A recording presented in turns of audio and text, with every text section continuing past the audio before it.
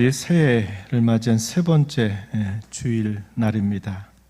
어제부터 내렸던 겨울비가 이제 눈으로 바뀌었습니다. 구전 날씨 가운데서도 오늘 주님 앞에 잘 오셨습니다. 함께 만나서 반갑습니다. 이렇게 한번 인사를 한번 나누어 보시겠습니까? 잘 오셨습니다. 반갑습니다. 축복합니다. 네. 두 주 만에 뵙는 분은 더 반갑습니다. 네. 오늘도 주님의 은총과 평안이 여러분들 모두에게 가득하기를 축복합니다. 새해를 시작하면서 오늘은 예배에 대하여 함께 여러분과 말씀을 나누려고 합니다. 우리가 행하는 예배는 크게 두 가지로 나눠질 수 있습니다. 하나는 하나님을 잊은 예배가 될 수도 있고, 또 반대로 하나님이 기억하시는 예배가 될 수도 있다. 이 한 해 동안 하나님께서 기억하시는 예배, 그런 예배자가 되시기를 진심으로 바랍니다. 하나님의 백성 이스라엘을 두고 이렇게 표현합니다. 제사로 언약한 백성이라고 깨우쳐 줍니다. 시편 50편 5절 말씀을 잠시 한번 보시면은 이렇게 소개해 줍니다. 나의 성도들을 내 앞에 모으라. 그들은 제사로 나와 언약한 이들이니라. 하나님께서 친히 자기의 백성인 이스라엘을 향하여 그들을 부르시는 말씀, 제사로 언약한 이들이라는 표현입니다. 제사로 언약한 백성이라고 하는 이 표현이 매우 독특한 표현이지만 꼭 기억할 만한 표현이기도 합니다. 그 말을 이해하려면 먼저 언약이라고 하는 말에 대해서 먼저 생각해 보는 것이 좋겠습니다. 이 언약이란 하나님과 그의 백성의 관계를 규정해 줘요. 하나님과 나와 무슨 관계가 있느냐 이렇게 물을 때 언약 관계 안에 있습니다. 이렇게 대답할 수 있다는 말입니다. 즉 하나님께서는 그들의 하나님이 되시고 그들은 하나님의 백성이 된다라는 것을 말해주는 것이 이 언약입니다. 이 언약은 하나님과 자기 백성과 만나고 교제하고 동행하는 것을 핵심으로 하고 있습니다. 이걸 꼭 기억하시기 바랍니다. 언약이 비록 하나님과 자기 백성과의 쌍방의 관계, 하나님과 사람 사이의 양쪽의 관계를 보여주긴 하지만 이 언약의 주도권을 누가 쥐고 있느냐? 우리 하나님께서 그 주도권을 쥐고 계시다 하는 겁니다. 왜 그러냐? 하나님께서 먼저 찾아오셨어요. 그리고 하나님이 언약을 맺어 주시고 그 언약을 따라 이끌어 주시기 때문에 그렇습니다. 그래서 때로 이 언약이라고 하는 말이 우리 편에서 볼 때는 약속이란 말로 많이 사용되기도 하는 겁니다. 하나님이 이렇게 해주시겠다 하셨던 그 약속이 우리에게 들려지는 것이 되는 것이죠. 하나님께서 주도권을 가지고 언약을 체결하시고 그 언약을 이끌어 가신다고 할 때 하나님께서 큰 의무를 짊어지셔야만 하는 게 있어요. 그게 뭐냐면 하나님께서 자기 백성들을 구원해 내셔야 된다. 건져내셔야 한다라는 책임입니다. 왜냐? 하나님이 만나 주시겠다고, 하나님이 내가 너와 교제하겠다고, 내가 너와 함께하겠다고 하실 때는 우리 편에서 하나님을 향하여 다가갈 수는 없어요. 우리는 죄인이고 우리는 허물이 많은 사람들이기 때문에 하나님이 우리를 그분께로 이끄셔야만 되는데, 그렇게 하시려면 우리의 모든 죄와 허물을 하나님이 짊어져 주셔야만 된다는 겁니다. 그래서 그 문제를 하나님이 풀어주시면서 내가 너를 만난다, 내가 너와 교제한다, 내가 너와 함께한다, 이렇게 말씀하실 수 있는 것입니다. 하나님께서 만나고 교제하고 동행하시려면 자기 백성들의 죄와 형벌로부터 구원하여 그들을 죄가 없는 백성이 되게 하셔야만 하고 그들로 자유의 백성이 되게 하셔야만 하는 겁니다. 그래서 우리 사람 편에서 볼 때 구원, 이것은 언약에 따라오는 복으로 말할 수 있는 것입니다. 그렇다면 더 나아가서 우리를 구원하신 목적이 무엇인고 우리에게 말씀하실 때 출애굽기의 말씀은 구원의 목적이 곧 제사다라고 우리에게 가르쳐 주기도 하는 것입니다. 이제 제사로 언약한 백성이라고 한 말의 의미를 조금 더 생각해 보기를 원합니다. 그 의미를 두 가지 정도로 정리해 볼 수 있어요. 하나는 언약의 체결이 제사로 완성되었다 하는 것이고, 또 하나는 제사야말로 언약 관계를 가장 잘 보여준다고 하는 것입니다. 하나씩 한번 생각해 볼까요? 첫 번째, 언약 체결이 제사로 완성되었다라는 이 말은 제사를 통해서 언약을 맺었다는 말이 되는 겁니다. 이 표현을 가장 우리에게 잘 설명해 주는 구절을 들라면 시내 산에서 하나님이 그 백성들과 언약을 체결하는 과정에 잘 나타나고 있습니다. 이 말씀은 출애굽기 24장 3절 이하의 말씀에서 잘 확인이 됩니다. 한번 그 말씀을 한번 보세요. 시내산 언약을 체결하는 과정이 소개가 됩니다. 앞에 스크린을 보셔도 돼요. 모세가 와서 여호와의 모든 말씀과 그의 모든 율례를 백성에게 전하매 그들이 한 소리로 응답하여 이르되 여호와께서 말씀하신 모든 것을 우리가 준행하리이다. 모세가 여호와의 모든 말씀을 기록하고 이른 아침에 일어나 산 아래에 제단을 쌓고 이스라엘 12지파대로 12기둥을 세우고 이스라엘 자손의 청년들을 보내어 여호와께 소로 번제와 화목제를 드리게 하고, 5절에 그렇게 표현되어 있어요. 그런 다음에 어떤 절차가 또 이어지냐면 6절에 보면 모세가 피를 가지고 그 피의 반은 양푼에 담고 반은 제단에 뿌립니다. 그리고 언약서를 가져다가 백성에게 그 언약서를 낭독하여 듣게 합니다.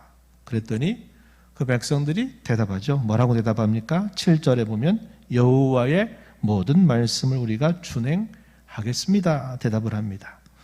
그러자 모세가 그 피를 가지고 백성들에게 뿌리면서 말합니다. 이것은 여호와께서 이 모든 말씀에 대하여 너희와 세우신 언약의 피다. 이렇게 말씀을 하셔요. 시내산 언약은 구약의 아주 대표적인 언약입니다. 그 앞선 세대에는 아브라함과 이삭과 야곱 이 족장들과 언약을 체결하셨던 내용인데, 시내산에서는 이스라엘 민족이 이집트라고 하는 나라에서 나와서 국가적인 언약으로 세웠던 언약이기 때문에 이 구약의 가장 대표적인 언약입니다. 그때 어떤 과정을 거치게 되었는가? 하나님의 말씀을 읽어주면 그 말씀을 듣고서 우리가 그 말씀을 따르겠습니다. 반응하죠. 그리고 난 다음에 이스라엘 청년들을 보내서 거기에 12개의 기둥을 12지파를 따라 세우고 난 다음에 여호와께 소로 번제와 화목제를 드리게 합니다. 제사를 드리게 했죠. 그리고 모세는 어떻게 합니까? 피의 반은 양푼에 담아서 제단에 뿌리고 또 반은 백성들을 향하여 뿌릴 때 또 언약서를 그들에게 들려주고 그들이 대답하기를 여호와의 모든 말씀을 우리가 준행하겠습니다. 그럴 때 그 피를 백성들에게 뿌리면서 이것이 너희와 세우신 언약의 피다. 여기서 피가 어떤 피입니까? 짐승을 잡아서 그 짐승에서 받은 피예요. 제사 가운데서 그것을 구별한 그 피를 가지고 뿌리면서 언약의 피다. 이렇게 말해요. 그래서 이 시내산 언약이 체결되는 과정에서 계속 동반되고 있는 게 뭐냐면 제사를 드리는 내용들이 함께하고 있다고 하는 것입니다. 다음으로 제사는 언약 관계를 가장 잘 보여준다라고 하는 말인데요. 제사 가운데서 하나님과 맺은 언약의 관계가 가장 잘 나타난다라는 말이 될 것입니다.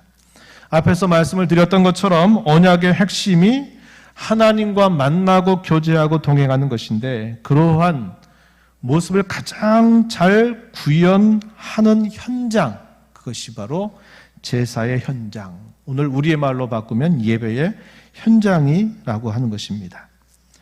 신약 성경의 말로 바꾸어 표현하면 오늘 우리가 행하는 예배는 하나님과 우리가 만나고 교제하고 동행하는 모습을 가장 잘 보여준다 하는 말이 되는 것입니다. 그래서 오늘 우리가 행하는 예배를 뭐라고 부르냐면 한번 따라해 보실까요? 언약적 예배. 뭐라고요? 언약적 예배라고 말하는 겁니다. 언약은 쌍방의 관계.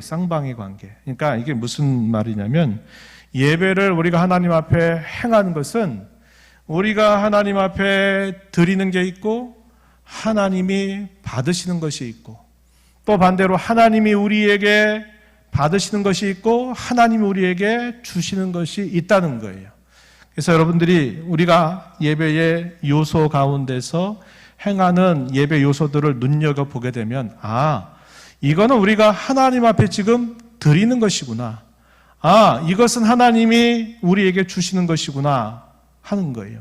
교제를 하는 중요한 조건은 내가 무조건 한쪽으로만 무조건 준다든지 또 반대로 무조건 받기만 하는 것은 교제가 되지 않아요. 교제가 되는 건 뭐냐면 내가 주기도 하고 받기도 하고 하면서 쌍방 간의 교류가 일어나면서 서로 교류가 이루어지고 공유하게 될 때 이걸 가지고 교제가 있다. 혹은 좀 옛날부터 표현했던 말로 말하면 교통한다. 이런 말을 사용하고 있는 것입니다. 그래서 우리가 하나님 앞에 행하는 예배 그리고 구약시대 때 구약의 많은 성도들이 드렸던 제사는 이 언약을 가장 잘 보여주게 하는 현장이 바로 이 제사를 드리는 현장이다 하는 것이고 오늘 우리가 이렇게 함께 모여서 예배하는 이 자리는 하나님과 만나고 교제하고 그와 함께하는 것을 가장 잘 구현해내는 현장이다 하는 거예요.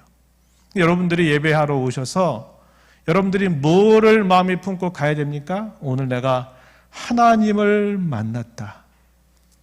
이것을 여러분들이 품고 집으로 돌아가셔야 오늘 예배를 내가 제대로 참여했구나 하는 거예요. 반대로 내가 예배의 자리에 와서 예배 시간에 뭐뭐 하자고 하니까 따라서 다 하긴 했는데 여러분들이 돌아가실 때 내가 하나님을 만났다라는 생각이 전혀 없다면 뭔가 지금은 잘못되었구나 하는 것을 우리에게 보여주는 겁니다.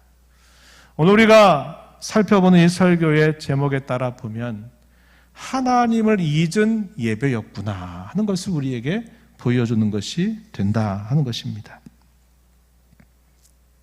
하나님은 받기만 하시고 우리는 드리기만 하는 것이 아닙니다. 우리 편에서 준비한 것을 그저 드리면 하나님은 예배를 받으셨다고 예배가 이루어지는 게 아니라고 하는 것이에요. 우리가 드리면 하나님은 받으시고 하나님이 주시면 우리가 받는 게 있고 그것을 통하여 교제가 이루어지는 것입니다.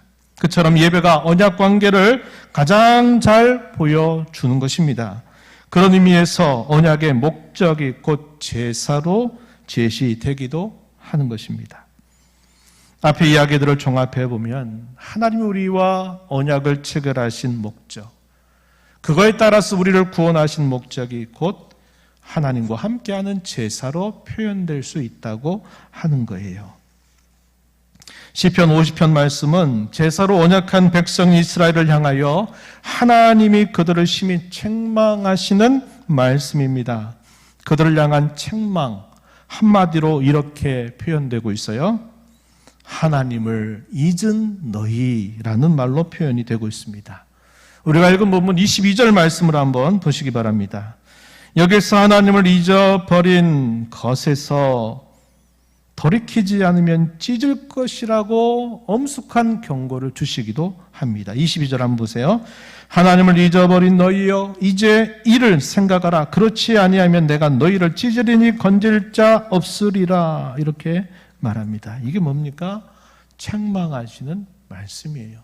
하나님 앞에 제사를 드리러 와서 그분과 만나고 교제하고 그분과 함께 해야 되는데 하나님을 잊은 제사, 그것을 드린 그들을 향하여 책망하시는 말씀을 들려주신 거지요. 아래에서 우린 두 가지 이유를 살펴볼 수가 있습니다. 하나님께서 자기 백성들을 책망하시는 것은 그들이 제사를 드리되 하나님을 잊은 제사를 드린다는 것이죠. 제사는 하나님께 드리는 것인데 하나님을 잊고서 제사를 드린다는 것, 말이 좀 너무 이상하죠. 제사를 내가 하나님 앞에 드리러 왔는데 하나님을 잊어버려요? 이게 말이 안 되는 거죠. 그런데 이게 실제로 일어나고 있다는 것입니다. 하나님을 잊은 제사, 하나님이 없는 제사를 드린다고 심히 책망하고 있는 겁니다. 하나님이 없는 제사. 하나님께 예배 와서 그분을 만나고 그분과 함께 교제하러 왔는데 그분이 없는 예배하고 돌아가면 어떻게 되는 겁니까? 오늘 이 말씀을 통해서 우리를 책망하시는 거죠. 너 예배하러 왔다고, 나 만나려고 왔다고 해놓고서는 내가 없는 예배만 하다가 갔니? 이렇게 하나님이 우리를 책망하실 수 있다 하는 것입니다. 이 말씀은 오늘 우리 예배에 있어서도 경종을 울리는 말씀일 수가 있는 것입니다. 그 이유가 두 가지예요. 첫 번째는 뭐냐면 재물 중심의 제사를 드렸기 때문입니다. 이것을 다르게 이렇게 말할 수 있어요. 의식 중심의 예배라고 부를 수 있습니다. 또 쉽게 얘기해 볼까요? 그냥 예배 시간 되니까 자리에 왔어요. 기도하자고 하니까 같이 그냥 기도했어요. 찬송이 주어져서 반주가 있으니까 그냥 노래 불렀어요. 설교 시간이 되니까 말씀을 들었어요. 이런 겁니다. 주어진 예배의 순서들에 그냥 내가 함께 참여한 거예요. 그런데 우리 하나님 뭐라고 말씀하시냐면 그걸 두고 네가 나를 예배했다라고 하나님은 인정하지 않아요. 그것만으로는 안 된다고 이야기하는 겁니다. 지금 이스라엘 백성들을 향하여 책망하시는 말씀은 너희가 제사 드리러 나한테 제사 드리러 왔다고 해놓고는 나를 잊은 제사를 너희가 드리고 있구나. 이렇게 말씀을 하시는 겁니다. 그 이유가 재물만 잘 가져오면 재물만 잡아서 드리면 된다라고 생각하는 잘못된 생각이라고 하는 거예요. 8절 말씀을 한번 보시면은 이렇게 말합니다. 나는 내 재물 때문에 너를 책망하지는 아니하리니 내 번제가 항상 내 앞에 있음이로다. 재물 때문에 너를 책망하지는 않겠다고 하십니다. 이 말은 재물보다 더 중요한 문제가 있다는 것을 뜻해 주는 말이죠. 분명 재물은 제사에 있어서 매우 중요한 것임에는 틀림없어요. 하지만 하나님께 드리는 제사는 그 재물보다 더 중요한 것이 있는데 그 더 중요한 것이 빠져 있다고 말씀하시는 겁니다. 그저 제사를 드리면 하나님은 무조건 받아주셔야만 되는 분이 아닌 것입니다. 이것이 당시에 이방의 종교에서 드리는 그들 신들에게 드리는 제사와 하나님께 드리는 제사와 근본적으로 다른 점이 되는 것입니다. 유다 나라의 말기 하나님은 선지자 이사야를 통해서 당시에 부패한 종교, 부패한 제사에 대하여 심히 책망하신 바가 있습니다. 이 내용이 어디에 소개되느냐? 이사야서 1장 10절 이하에 소개가 됩니다. 한번 주어지는 말씀 눈으로 한번 들어보시기 바라요. 너희 소돔의 관원들아 여호와의 말씀을 들을지어다. 너희 고모라의 백성아 우리 하나님의 법의 귀를 기울일지어다. 여호와께서 말씀하시되 너희의 무수한 재물이 내게 무엇이 유익하뇨? 나는 수량의 번제, 살진 짐승의 기름에 배불렀고 나는 수송아지나 어린 양이나 염소의 피를 기뻐하지 않는다. 12절 너희가 내 앞에 보이러 오니 이것을 누가 너희에게 요구하였느냐? 내 마당만 밟을 뿐이다. 소위 눈도장 찍으러 왔다 이 말이에요. 교회 가운데 목사에게 재직들이 빠지면 안 되니까 목사님 저 왔어요 이렇게 다른 성도에게 빠지면 안 되니까 눈도장 찍기 위해서 하나님 그래도 오늘 왔어요 기억해 주세요 이렇게 하면 안 된다 이 말이에요. 당시 유다 말기에 이스라엘 백성들이 보이러 왔다 그래요. 중요한 것을 다 빠뜨리고 재물만 가지고 보이러 왔다 이렇게 말씀해요. 심지어 하나님 이렇게까지 말씀하십니다. 13절에 헛된 재물을 다시 가져오지 말라. 분향은 내가 가증히 여기는 바 월삭과 안식일과 대회로 모이는 것도 그러하니 성회 함께 모였다 이 말이에요. 성회와 아울러 악을 행하는 것을 내가 견디지 못하겠다. 내가 너희의 월삭과 정한 절기를 싫어한다. 내가 지기에 너무 무겁다. 내가 지기에 곤비하다. 이렇게 하시는 말씀을 들려주신 것입니다. 의식 중심의 예배, 제물만 드리면 된다. 오늘날의 말로 바꾸면 예배 시간에 참여하면 된다. 이런 생각은 안 된다 이 말입니다. 두 번째, 거짓과 위선의 삶을 살고 있기 때문이에요. 하나님은 제사와 삶이 동떨어지는 것을 무척 싫어하시는 분이십니다. 시편 50편 16절 이하의 말씀을 보면 당시에 제사 드린다고 하는 하나님의 백성들이 제사를 드리고 난 다음에 제사 위에 뭐하고 있나 하는 것을 고발하는 말씀이 주어져요. 16절 말씀 보세요. 악인에게는 하나님이 이르시되 네가 어찌하여 내 율례를 전하며 내 언약은 내 입에 두느냐. 17절 내가 교훈을 미워하고 내 말을 내 뒤로 던지며 도둑을 본즉 그와 연합하고 가늠한 자들과 동료가 되며 내 입을 악에게 내어주고 내 혀로 거짓을 꾸미고 형제를 공박하고 어머니 아들을 비방한다. 21절 더 충격적인 말이에요. 보세요. 내가 이 일을 행하여도 내가 잠잠하였더니 무슨 말입니까? 그렇게 해도 하나님이 기다려주셨다 이 말이에요. 그렇게 하면 안 되지. 기다려주시고 기다려주셨더니 어떤 생각입니까? 아, 이렇게 해도 되는구나. 이렇게 해도 아무런 문제가 없구나. 이렇게 생각한다는 거예요.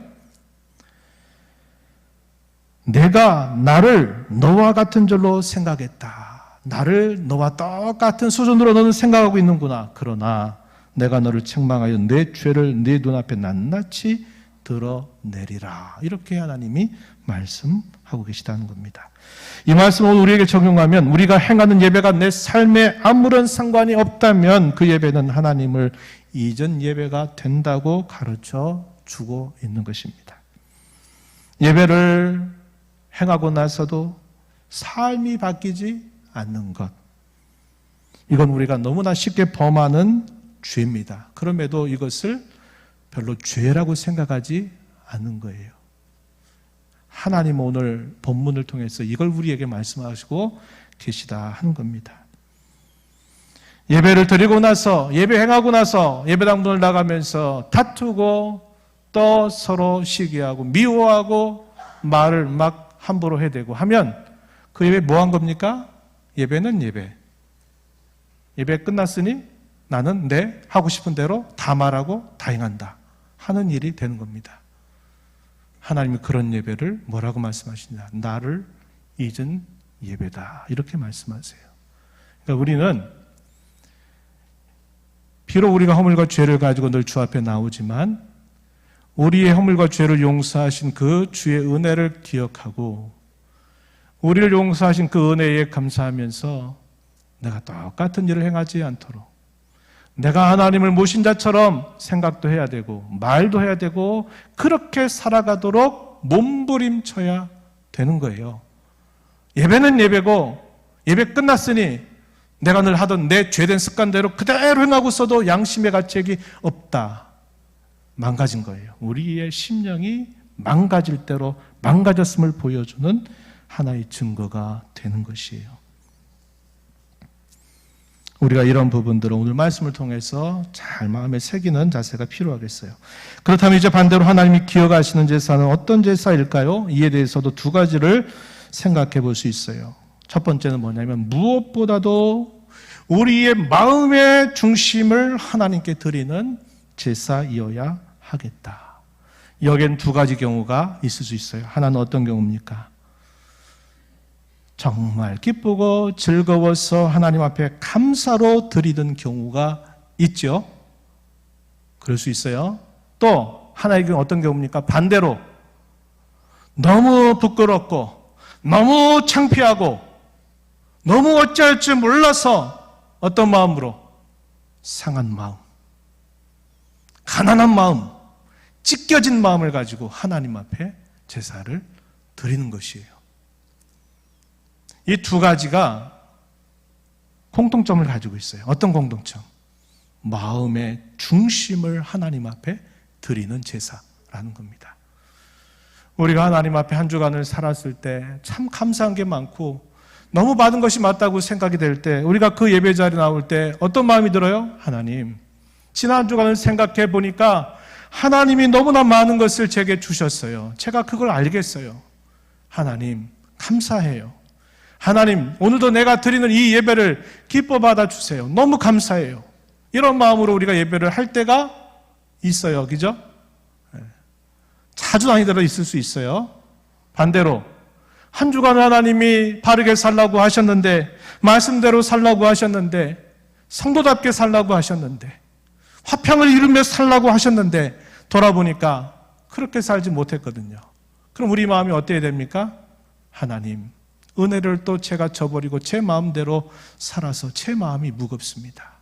괴롭습니다. 안타깝습니다. 이런 마음으로 나오는 거예요. 그래도 저에게는 주님밖에 없어요.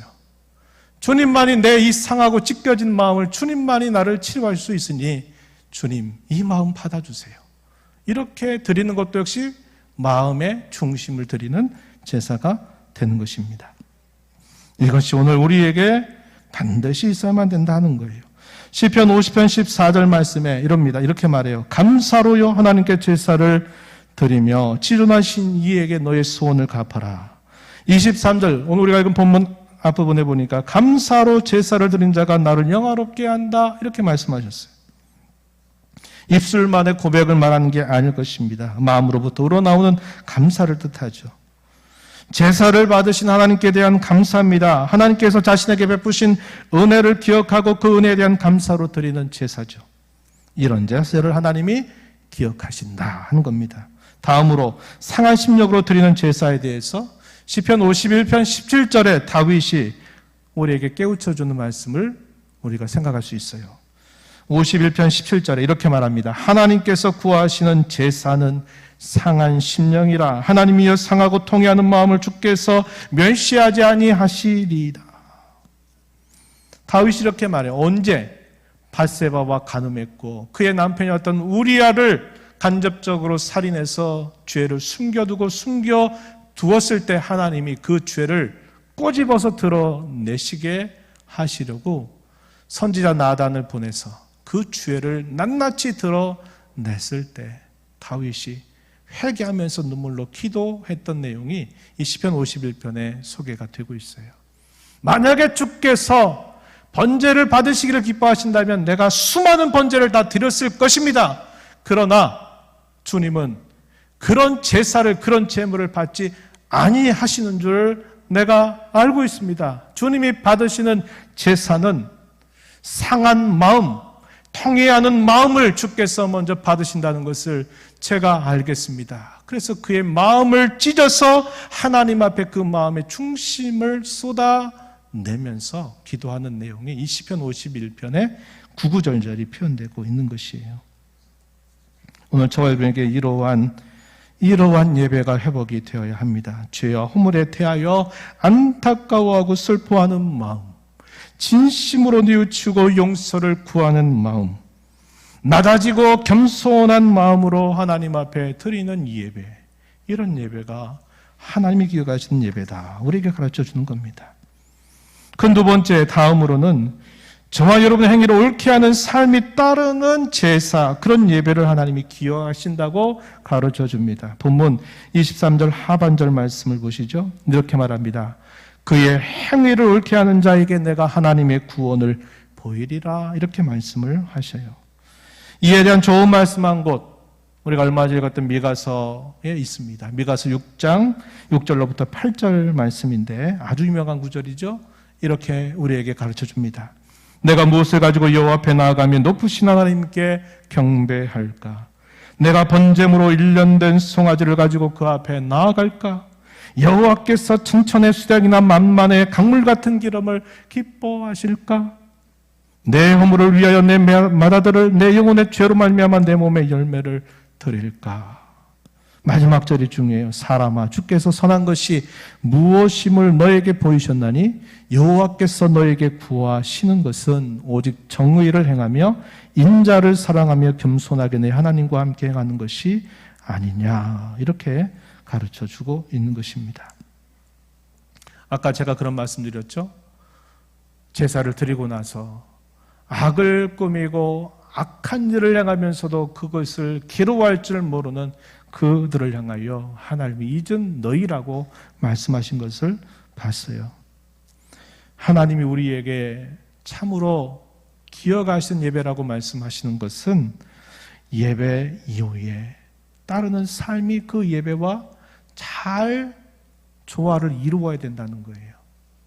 비록 우리가 예배 전에는 우리가 죄를 가지고 주 앞에 나왔다 하더라도 예배 가운데 우리의 죄를 용서받았을 때 새 마음과 새 결심을 가지고 이제 삶의 자리로 나아가게 될 때 우리가 드렸던 예배와 우리의 삶이 일치해야 돼요. 이게 안 되니까 세상 사람들이 교회를 비난하고 신자들을 비난하고 하는 겁니다. 말뿐이라고만 얘기하는 거예요. 말은 그렇게 잘하고 말은 좋은 말 다 하면서 그들은 왜 그렇게 산대? 도대체 그들은 왜 그런데? 이렇게 말하는 거 아닙니까? 우리가 그런 삶을 더 이상 그렇게 살지 않도록 해야 돼요. 이제 오늘 말씀의 교훈을 우리에게 적용해 보기를 원하는데 첫 번째는 지난날 우리가 행했던 예배를 돌아보자고 하는 거예요. 먼저 제사와 예배를 잘 구별할 필요가 있겠어요. 우리가 행하는 예배를 제사라고 부르지 않아요. 오늘 제사로 나온 거 아니에요. 제사라면 어떻게 합니까? 짐승 끌고 와야 돼요. 소나 양이나 염소, 비둘기 가지고 와야 돼요. 우리는 그렇게 하지 않아요. 우리는 어떻게 합니까? 제사를 드리는 거 아니에요. 우리는 하나님을 예배하는 것입니다. 우리 예수님께서 이 땅에 저와 여러분을 위해 오셔서 그분이 완전한 희생의 제사를 드려주셨기 때문에 우리는 더 이상 희생제사를 드리는 게 아니라 그분이 완전하게 이루어주신 그 제사로 말미암아 우리의 죄가 용서받고 하나님과 만날 수 있는 길을 열어주셔서 우리는 감사하여서 하나님께 찬양으로 경배로 영광 돌리는 것을 우린 예배라고 하는 것입니다. 구약의 희생의 제사를 반복해서는 안 돼요. 우리는 완성된 그 제사에 감사하면서 하나님께 우리의 마음을 깊이 쏟아드리고 감사로 하나님 앞에 예배를 하여야 된다 하는 겁니다.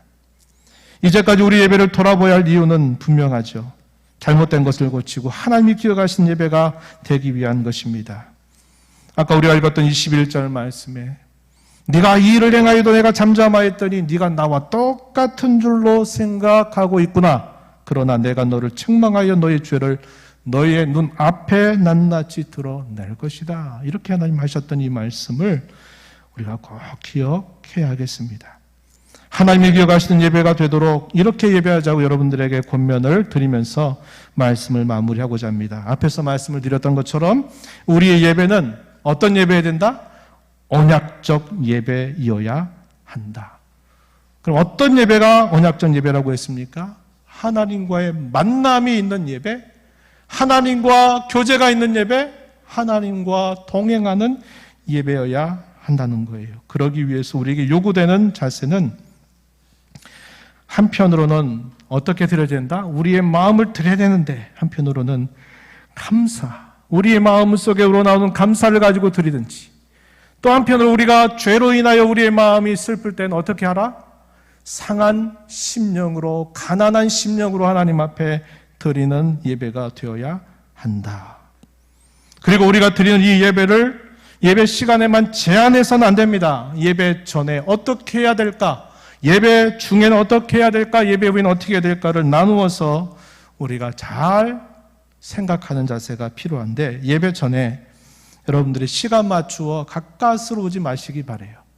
헐레벌떡 숨차게 들어와서 이미 시작된 예배야 막 숨소리 거칠게 참여해가지고 지금 어디 하고 있나 막 두리번 이렇게 하지 마세요. 예배 전에 일찍 오셔서 준비하세요. 한 주간의 삶을 돌아보고 오늘 내 예배를 받으신 하나님이 누구이신가, 무엇을 기뻐하시는가를 살피고 나는 하나님 앞에 어떻게 살았는가를 살피는 자세가 필요해요. 오늘 받을 말씀을 미리 펴서 한번 읽어보고 하나님 오늘도 이 말씀을 통하여 은혜 받게 해달라고 기도를 준비하는 겁니다. 예배하고자 하는 마음의 소원과 사모함을 가지고 성령님이 이 예배를 온전히 이끌어달라고 기도하고 그의 은혜를 구하는 자세가 필요해요.